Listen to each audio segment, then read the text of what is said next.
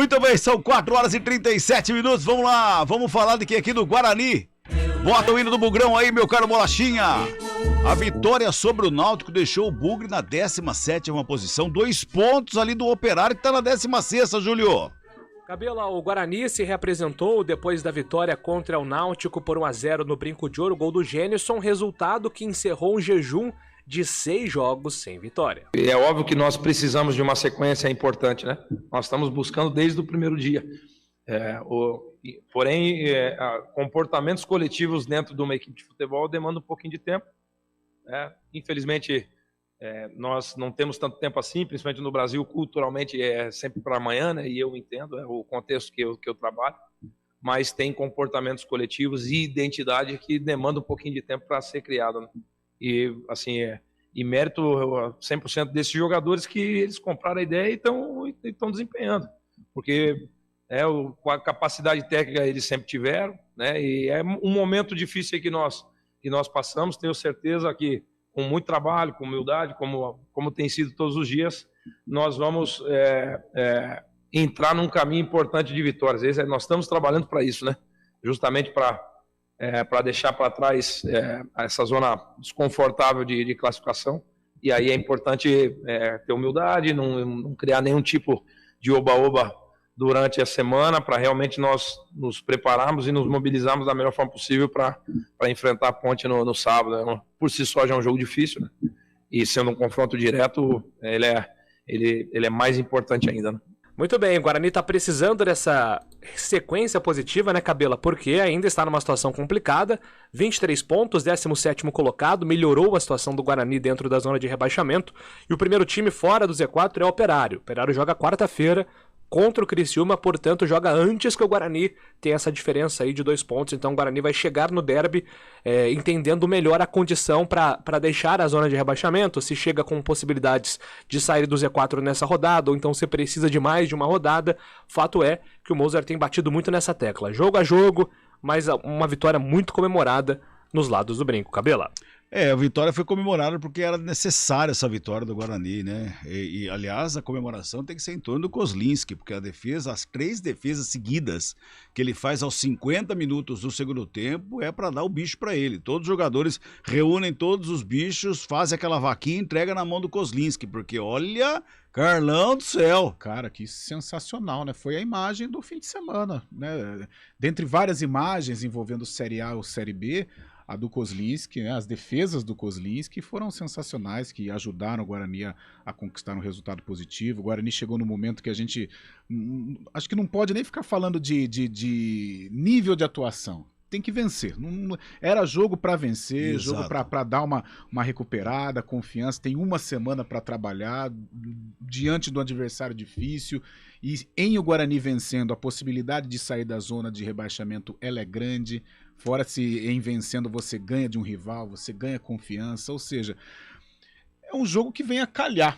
Exatamente, no momento certo para o Guarani. É um jogo que vem a calhar para o Guarani, não existe nada melhor para o Bugrino do que vencer, neste momento, né? Vencer, sair da zona de rebaixamento, quebrar alguns tabus no estádio Moisés Lucarelli, e você praticamente já meio que alcança a Ponte, né? Como o Mozart disse. Além da rivalidade, é um adversário direto também nessa luta para fugir do rebaixamento. O segundo turno, Carlão, a classificação só do segundo turno, tem Cruzeiro em primeiro com 11, Grêmio em segundo com 10, Ituano em terceiro também com 10 e o Bahia é o quarto colocado com 9. Aqui no G4, a grande incógnita aqui é Vasco da Gama, né? Que está lá embaixo.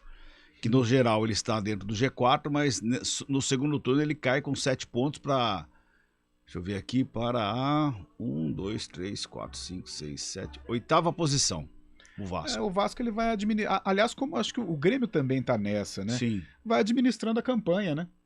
Por exemplo, o Vasco ele está tendo um desempenho fora de casa muito ruim nas últimas rodadas, né? Ele perde para a Ponte aqui, ele perde para o Sampaio Empata Corrêa. em casa com a Chapecoense. Só que a distância é tão grande que... Ele vai se segurando, né? Que um tropeço aqui, uma vitória faz o Vasco dar uma bela descansada, que nem agora, venceu o Tombense lá em São Januário.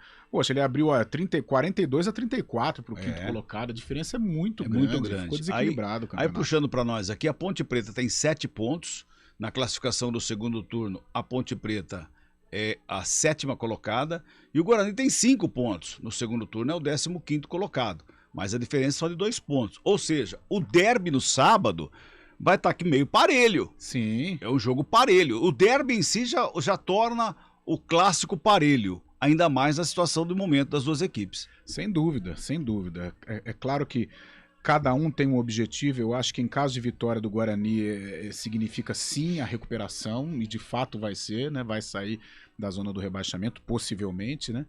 E para a Ponte eu acho que já encaminha a permanência. Né? Porque por tudo que pode significar a vitória sobre um rival, né? Sim. Não só em termos de pontuação para a Ponte, mas a maneira como ela se consolida num bloco interessantíssimo do campeonato. E para o Guarani tem um peso até maior, né? Porque você, além de sair da zona do rebaixamento, você praticamente atrapalha a vida de um rival, e de um rival direto na pontuação, não só o rival histórico, mas um rival na classificação. Ou seja, é um derby que quem vencer, olha, vai dar uma respirada legal. E a janela de transferência, tanto falada, tanto esperada, que nós aqui no programa cansamos já de falar, ela acaba hoje. E o Bugre está apresentando as suas últimas contratações aí, não é, Júlio? Cabelo, uma das expectativas do jogo de sábado contra o Náutico era pela estreia do Bruno Miranda, né? O boliviano Bruno Miranda foi contratado como um dos grandes nomes do Guarani para o segundo turno. É uma das apostas da diretoria e o técnico Moser explicou a não utilização do Bruno Miranda. Pelo simples fato que ele perdeu 2 sessões de treino para poder regularizar, né? Teve que ir a São Paulo 2 vezes para ir no consulado e tal. E aí um jogo pesado como esse, né? Com uma sessão de treino só, e normalmente ele entraria de ponta, né? No lugar do Isaac, né? E nós precisaríamos naquele momento ali, nós precisávamos de presença diária com o Yuri, né? E o Yuri entrou muito bem, né? Então o motivo por não iniciar e nem colocar o Bruno Miranda no jogo foi esse, né? Ele só fez uma sessão de treino conosco, e aí nós não queríamos ter acelerado esse processo. Então agora, com uma semana cheia, fica mais fácil, né?